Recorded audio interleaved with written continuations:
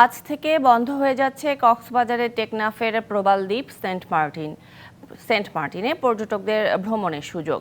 1 ফেব্রুয়ারি থেকে নভেম্বর পর্যন্ত 9 মাস বন্ধ থাকবে পর্যটন কেন্দ্রটি, এমন নিষেধাজ্ঞা দিয়েছে জেলা প্রশাসন। প্রকৃতির নান্দনিক সৌন্দর্য উপভোগ করতে প্রতি বছর পর্যটন মৌসুমে সেন্ট মার্টিনে ভিড় জমায় হাজারো ভ্রমণ পিপাসু। গড়ে উঠেছে হোটেল, মোটেল, রেস্টুরেন্ট সহ পর্যটন সংশ্লিষ্ট কয়েকশো ব্যবসা প্রতিষ্ঠান।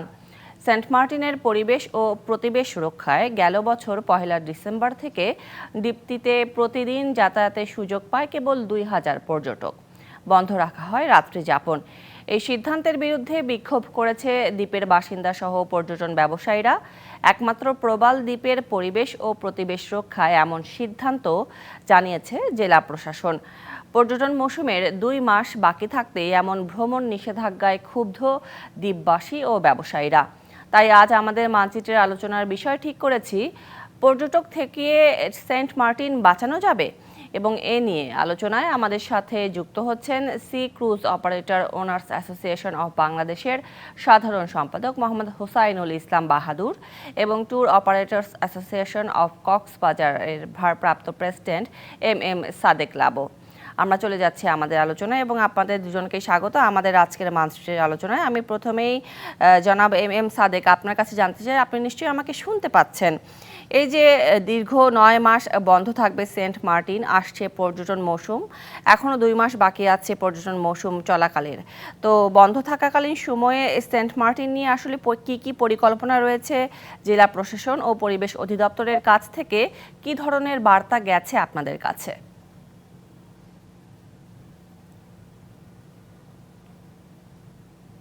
ধন্যবাদ। আসলে ডিবিসি কে ধন্যবাদ জানাচ্ছি এরকম লাইভ প্রোগ্রামের জন্য। আসলে জেলা প্রশাসন যে সিদ্ধান্ত নিয়েছিলেন, জেলা প্রশাসন এবং বাংলাদেশ গভর্নমেন্টের পরিবেশ অধিদপ্তর যে সিদ্ধান্ত নিয়েছিলেন, সেখানে হচ্ছে আমাদেরকে আমরা বেসিক্যালি নর্মালি প্রতিটা পর্যটন মৌসুমে সেন্ট মার্টিন যাতায়াত জাহাজ ভ্রমণ করাই বা পর্যটন যে ইয়েগুলো আছে এগুলো করাই, হচ্ছে ট্যুরগুলো করাই। সেটা হচ্ছে আপনার হচ্ছে নর্মালি সেপ্টেম্বর থেকে কোনো কোনো মাসে অক্টোবর থেকে মার্চ পর্যন্ত, এপ্রিলের কয়েকটা দিন চলে নর্মালি। সো আপনি অক্টোবর, নভেম্বর, ডিসেম্বর এবং হচ্ছে এদিক থেকে জানুয়ারি, ফেব্রুয়ারি, মার্চ 6 মাস। আর কোনো সময় যদি অক্টোবরে যদি আবহাওয়া খারাপ থাকে, সেক্ষেত্রে হচ্ছে আমরা এটা নভেম্বর থেকে মার্চ পর্যন্ত চালু রাখে প্রশাসনের পারমিশনের নিয়ে। এখন এখানে প্রতি বছর আপনার হচ্ছে প্রতিদিন গড়ে 5000 থেকে 6000 মানুষ বা 4000 থেকে 5000 মানুষ পর্যন্ত হচ্ছে গড়ে এই 4টা-5টা যে জাহাজগুলো চলে এগুলোতে হচ্ছে ভ্রমণ করে। এখন হঠাৎ করে সরকারি যে সিদ্ধান্তটা নেওয়া হয়েছে, এই সরকারি সিদ্ধান্তে আসলে হঠাৎ করে এটা পর্যটন মৌসুম শুরু হওয়ার আগে নেওয়া হয়েছে।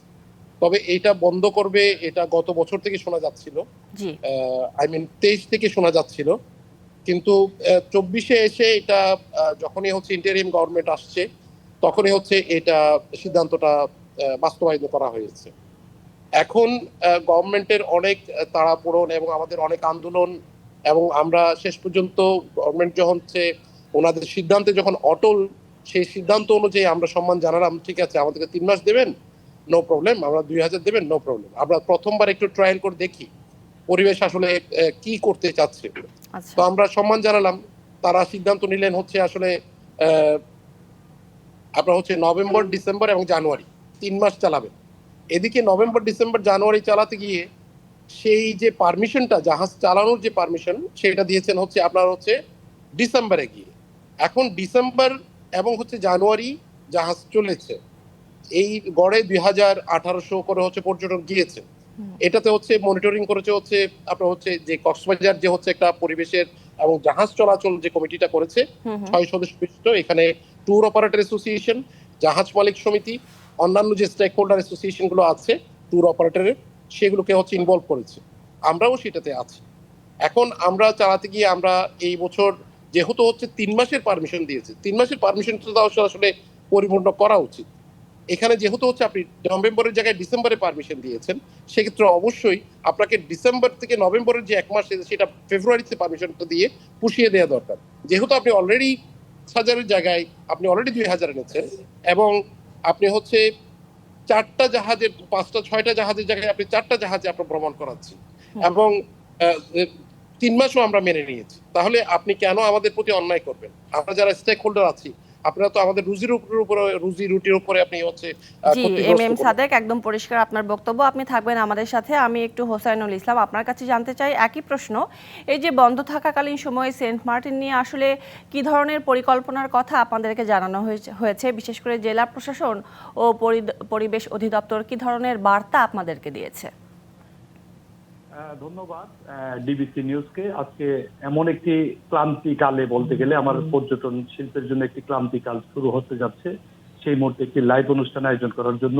যদি এই লাইভ অনুষ্ঠানের মাধ্যমে যদি বর্তমান সরকারের কিছুটা টনক নড়ে, বাস্তবতা বুঝে, আগামী যে 4টা ফেব্রুয়ারি আমাদের যে একটা মহামান্য হাইকোর্টের একটি শুনানির দিন ধার্য করা আছে, ওই শুনানিতে যদি কিছু আমাদের পক্ষে কিছু কি বলে আমাদের পক্ষে যদি একটা রায় আসে, তাহলে মনে করি আমাদের এই ডিবিসি নিউজের এই যে লাইভ অনুষ্ঠান সফলতা পাবে বলে আমি মনে করি। সেজন্য আপনাদেরকে আবারও ধন্যবাদ জানাচ্ছি আজকে লাইভ অনুষ্ঠান করার জন্য। আসলে আমরা কোথায় গিয়ে এই জিনিসটার প্রতিকার পাবো আমরা জানি না। গত 22শে অক্টোবর পরিবেশ ও জলবায়ু মন্ত্রণালয়ের সম্মেলন কক্ষে মাননীয় উপদেষ্টা মহোদয়ের সভাপতিত্বে একটি অনুষ্ঠান আলোচনা সভা হয়েছিল। সেখানে বলতে গেলে উনি সিদ্ধান্ত আগে থেকে নিয়ে গেছে, আমাদেরকে কিছু বলার সুযোগ দেয় নাই। তো তবু আমরা অনেক কিছু বলার পর ওনাকে বললাম যে আমরা যে আমাদের যে হাজার হাজার কোটি টাকার বিনিয়োগ, এটার কি হবে? উনি এটা এড়িয়ে গিয়ে উপদেষ্টা মহোদয়ের মাননীয় সামরিক উপদেষ্টা মহোদয়ের সামরিক বিষয়ক উপদেষ্টা ব্রিগেডিয়ার জেনারেল হাফিজ ভাইকে উনি বলল, কিন্তু আমরা কোনো সুদুত্তর পাইনি।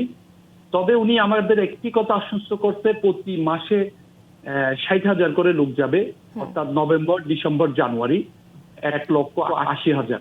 কিন্তু নভেম্বরে দেখেন আপনারা, আমরা জাহাজ চলাচল করতে পারি নাই, সেটা কিন্তু আমাদের কোনো ব্যর্থতা ছিল না। যা সফটওয়্যার এবং আইনি কিছু বিষয়ের কারণে কিন্তু আমাদের জাহাজ চলাচল শুরু করতে পারি নাই। পরে আমাদেরকে ডিসেম্বরের 1 তারিখ থেকে আমাদের জাহাজ চলাচল করতে দিয়েছে। কিন্তু শুরুতে কিন্তু আমরা ট্যুরিস্টদের তেমন, পর্যটকদের তেমন বেশি সাড়া পাইনি, কারণ এখানে সবাই কিন্তু বিব্রত ছিল যে ট্যাবল পাস একটা বিষয়। এটা কিন্তু একটা ট্যাবল পাসটা দেশের ভিতরে কেন ট্যাবল পাস নিতে হবে, এটা একটা কিন্তু খুবই কি বলে একটা সাংঘর্ষিক একটা বিষয় ছিল, যার কারণে প্রথমে আমরা সারা পারি নাই। পরে আমরা আমাদের ট্যুর অপারেটররা, সারা বাংলাদেশের যে ট্যুর অপারেটররা আছে, তারা পর্যটকদের বোঝাতে সক্ষম হয়েছে, কিছুটা এটা সহজীকরণ করা হয়েছে। হ্যাঁ, ট্যুরিজম বোর্ড আমাদের জন্য কিছুটা সহজীকরণ করেছে। তারপরে আমরা পর্যটকদের সারা পেতে পেতে কিন্তু ডিসেম্বরের 15 তারিখ আমরা অতিবাহিত হয়ে গেছে। এরপরে আমরা পর্যায়ক্রমে পর্যটক নিয়ে যাচ্ছি, কিন্তু কখনো 2000-এর অধিক যায় নাই।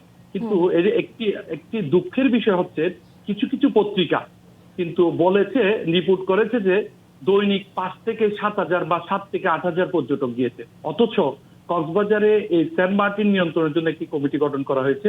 কমিটির আহ্বায়ক করা হয়েছে 2 জন উপজেলা নির্বাহী অফিসার, একজন সদরের, একজন টেকনাফকে, পাশাপাশি অন্যান্য স্টেক হোল্ডার এবং কক্সবাজারের পরিবেশ অধিদপ্তরের উপপরিচালক মহোদয় সহ 6 জনকে নিয়ে কমিটি গঠন করা হয়েছিল, কোস্টগার্ড এবং টুরিস্ট পুলিশদের সহ।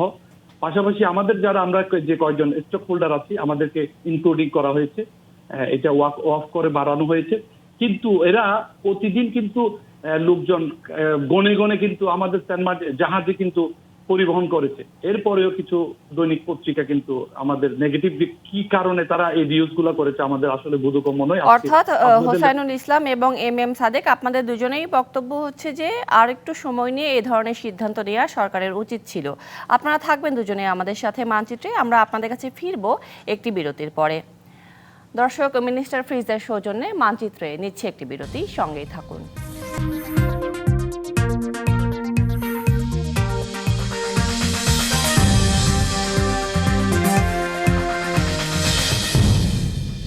স্বাগত আবারও মিনিস্টার ফ্রিজের সৌজন্যে মানচিত্রে। আজ আমরা আলোচনা করছি পর্যটক ঠেকিয়ে সেন্ট মার্টিন বাঁচানো যাবে কিনা এই শিরোনামে, এবং আলোচনায় আমাদের সাথে যুক্ত আছেন মোহাম্মদ হোসাইনুল ইসলাম বাহাদুর এবং এম সাদেক লাবো। আবারও স্বাগত আপনাদের দুজনকেই। এ পর্যায়ে এম সাদেক, আপনার কাছে জানতে চাচ্ছি যে এই যে পর্যটক না থাকলে লাভ ক্ষতির হিসাবটা আসলে কিভাবে হবে বা কেমন হবে? তখন কি স্থানীয় এবং ব্যবসায়ীদের জন্য নিত্যপণ্যের সরবরাহ ঠিক থাকবে এবং কিভাবে থাকবে? ধন্যবাদ আপনাকে। আসলে সেন্ট মার্টিনের বিষয়টা একটু ভিন্ন। সেন্ট মার্টিন হচ্ছে যে 3 মাস 4 মাস পর্যটক যায় বা 5 মাস পর্যটক যায়, সেক্ষেত্রে সেই পর্যটকের যে 5 মাসের যে ইনকামটা আছে তারা তারা ওই ইনকামটা সারা বছর ভাগ করে চালায়। এবং পর্যটন ছাড়াও তাদের আরেকটা ইনকাম আছে সেখানে, সেটা হচ্ছে মাছের যে মৎস্য আহরণ। এই মৎস্য আহরণের মাধ্যমে তারা হচ্ছে এই ইয়েটা করে। এবং সেন্ট মার্টিনে কিন্তু আগে মূল ইয়ে ছিল হচ্ছে মৎস্য এবং হচ্ছে ওই যে আপনার হচ্ছে প্রবাল উত্তোলন। এখন কিন্তু প্রবাল উত্তোলনটা কিন্তু পরিবেশে যারা কাজ করেন এবং ট্যুর অপারেটর নিয়ে যারা ট্যুরিস্ট নিয়ে কাজ করেন তারা কিন্তু একদম। ওনাদেরকে যে মোটিভেট করছে সেই কিন্তু ওনারা প্রবাল কিন্তু এখন তুলেন না। তো ওনাদের মূল ব্যবসা হয়ে গেছে মাছ আহরণ এবং হচ্ছে আপনার হচ্ছে পর্যটন। তো পর্যটনটা হচ্ছে মূল ভাইটাল একটা হচ্ছে মাছ আহরণ থেকে। মাছ যেহেতু টুকিটাকি হচ্ছে প্রতি বছরে প্রতি মাসে কিছু না কিছু হচ্ছে ওনারা মাছ থেকে হচ্ছে ব্যবসা করেন, ওনারা জীবিকা করেন। কিন্তু ওনাদের যে পর্যটন ব্যবসার কারণে যে হচ্ছে প্রতি বছর যে 5 মাস ব্যবসা চলতো, সেই ব্যবসাতে হচ্ছে ওনারা যে ইনকামটা করতো সেই ইনকাম থেকে সারা বছরে হচ্ছে ওনারা মান্থলি বেসিসে ইয়েটা করতো, আপনার হচ্ছে ওনারা জীবিকার যে হচ্ছে একটা খরচ সেটা মেনটেন করতো। এখন 2 মাস হওয়ার কারণে এবং দেখেন যে টুরিস্ট কমে যাওয়ার কারণে তাদের আগে যে হচ্ছে টুরিস্ট ফ্লো ছিল 5,000 থেকে শুরু করে হচ্ছে আপনার 6,000 পর্যন্ত বা 4,000 থেকে 5,000 পর্যন্ত, এটা হচ্ছে ওনারা ইয়েতে ছিল, ওনারা ওইটা নিয়ে কাজ করতেছিল এবং ওই ইনকামটা নিয়ে সারা বছর হচ্ছে ওনারা চলতো। এখন একত হচ্ছে যেহেতু হচ্ছে টুরিস্ট কমে গেছে, তার উপরে হচ্ছে 2 মাসে 3 মাসে করে দিয়েছেন। এখন চ্যালেঞ্জটা একটু বেশি হয়ে গেছে। এই চ্যালেঞ্জটা কিভাবে মেনটেন করবে তারা আসলে হচ্ছে তারা তো তারা খুব খুব বেশি আন্দোলন করছেন। পর্যটক স্টেক হোল্ডার যারা আছে তারা কিভাবে তাদের লোন শোধ করবেন, কারণ হচ্ছে এখানে যতগুলো ইনভেস্ট হয়েছে কোনো না কোনো ব্যাংকের সাথে হচ্ছে এদের ট্রানজাকশন আছে, তারা এইভাবে লোনটা হচ্ছে। এবং আমরা যারা ট্যুর অপারেটর আছি আমরা তো হচ্ছে এই ট্যুর অপারেটিং করেই কক্সবাজারে কিন্তু সেন্ট মার্টিন যখন পর্যটন মৌসুম আছে এই 5 মাসের ইয়েটা নিয়ে আমরা হচ্ছে নিজের জীবন জীবিকা চালাতাম। এখন আমরাও যে খরচ চালাবো কিভাবে সেটাও আসলে আমরা মানে চিন্তা করতে পারছি না। হ্যাঁ, তো আমরা আসলে হচ্ছে কি করবো আসলে আপনি চিন্তার বিষয় হয়ে দাঁড়িয়েছে। জি, এম সাদেক, অসংখ্য ধন্যবাদ আপনাকে। এ পর্যায়ে হোসেনুল ইসলাম, আপনার কাছে জানতে চাই, যেমনটি এম সাদেক বলছিলেন যে চ্যালেঞ্জ মোকাবিলা করবেন কিভাবে, আসলে এই 9 মাস অর্থাৎ পর্যটক যাতায়াত বন্ধ থাকাকালীন সময়ে আপনারা কি কি চ্যালেঞ্জ মোকাবিলা করবেন? আসলে চ্যালেঞ্জিংটা বলতে গেলে এটার কোনো শেষ নেই। আমরা, আপনারা জানেন, আমরা কিন্তু নৌ বাণিজ্য দপ্তর থেকে জাহাজের ফিটনেস নিয়ে, নৌ পরিবহন দপ্তর থেকে অনুমতি নিয়ে সাপেক্ষে বিআইডব্লিউটি এর রুট পারমিট নিয়ে, স্থানীয় প্রশাসন জেলা প্রশাসক থেকে, যেহেতু এটা বর্ডার এলাকা মায়ানমারের সীমান্ত, সেই জায়গা থেকে অনুমতি নিয়ে আমরা কিন্তু জাহাজ পরিচালনা করতাম। কিন্তু এবারের বিষয়টা সম্পূর্ণ ভিন্ন। একটি পরিবেশ অধিদপ্তরের একটি আদেশের প্রেক্ষিতে যে নৌ পরিবহন সংশ্লিষ্ট বিষয়, আমাদের জাহাজ কিন্তু নৌ পরিবহন মন্ত্রণালয় সংশ্লিষ্ট, আমরা কিন্তু একটি পরিবেশ অধিদপ্তরের একটি আদেশের প্রেক্ষিতে কিন্তু আমরা সব প্রতিষ্ঠান বলতে গেলে অকার্যকর হয়ে গেছে। আমরা নৌ উপদেষ্টার সাথে দেখা করছি, কোনো প্রতিকার দিতে পারিনি। আরেকটি আমি জি হোসেনুল ইসলাম, এখানে তো নৌ পরিবহন সংশ্লিষ্ট বিষয়ে তো জড়িত আছে, পাশাপাশি তো স্থানীয় ব্যবসায়ীরাও আছেন, তাদের জন্য বিকল্প কর্মসংস্থানের কি কোনো ব্যবস্থা করা হয়েছে? না, এটাই বলতে চাচ্ছি, আমি এটা বলছি, নৌ পরিবহন ওরা নৌ পরিবহন মন্ত্রণালয়ের যে প্রতিষ্ঠানগুলো আছে তারা কিন্তু আমাদের অভিভাবক। এই জাহাজগুলা কিন্তু মোটিফাই করে আমরা জাহাজের মালিক হতে পারি, কিন্তু এই জাহাজগুলোর সম্পূর্ণ রক্ষণাবেক্ষণ, পরিচালনার বিষয় সবকিছু ওনারাই করে থাকে। কিন্তু তাদের কাছে আমরা কোনো ধরনের প্রতিকার পাইনি। এই যে 12 মাসের মধ্যে 2 মাস জাহাজ পরিচালনা করে শত শত যে জাহাজের শ্রমিকরা আছে, আমাদের কোটি কোটি টাকার লোনের বিষয় আছে, এটা আসলে কোথায় গিয়ে আমরা এটা প্রতিকার পাবো আসলে খুবই বোধগম্য না। পাশাপাশি আজকে একটি মাননীয় উপদেষ্টা, ওনার প্রতি সম্মান রেখেই বলছি, উনি একটি কথা বলেছে, সেন্ট মার্টিনে কি লোকাল লোকজন ব্যবসা করে কিনা, জাহাজের ব্যবসায়ী আছে কিনা, হোটেল ব্যবসায়ী, আসলে কি ধরনের, উনি একটি দায়িত্বশীল জায়গায় বসে কি ধরনের কথা বলে। আমাদের ঢাকার রাজধানীতে কয়জন ঢাকার ব্যবসায়ী আছে? এটা আমি ওনার কাছে প্রশ্ন রাখলাম আপনাদের মাধ্যমে। এই ধরনের আসলে হাস্যকর কেন উনি দায়িত্বশীল জায়গা থেকে এই কথাগুলো অর্থাৎ বলে। আসলে মোটা দাগে আপনারা বলতে চাইছেন যে আরেকটু সময় নিয়ে এই ধরনের সিদ্ধান্ত নেওয়া যেত। অসংখ্য ধন্যবাদ হোসাইনুল ইসলাম আপনাকে এবং এম সাদেক আপনাকেও আজকে আমাদের মানচিত্রে সময় দেওয়ার জন্য। দর্শক, এই ছিল আজকের মিনিস্টার ফ্রিজের সৌজন্যে মানচিত্রের আয়োজনে। ডিবিসির সঙ্গেই থাকুন।